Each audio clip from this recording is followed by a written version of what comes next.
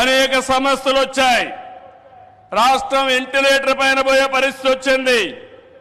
కానీ కేంద్రం మనకు అండగా నిలిచింది. ఒక్కొక్క సమస్య పరిష్కారం చేసుకుంటూ, ఒక్కొక్క ఇటుక పేర్చుకుంటూ రాష్ట్ర పునర్నిర్మాణం కోసం ముందుకు పోతున్నాం.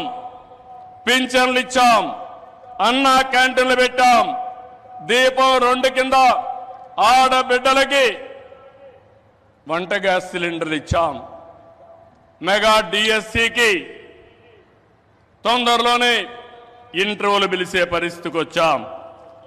ఇవి చేయడమే కాకుండా ఇంకో పక్కన మీరు చూస్తే సూపర్ 6 ఏవైతే చెప్పామో ఆ సూపర్ 6 అన్ని కూడా పూర్తి చేసే బాధ్యత ఎన్డీఏ తీసుకుంటామని మరొక్కసారి విశాఖపట్నంలో మీ అందరికీ హామీ ఇస్తున్నా.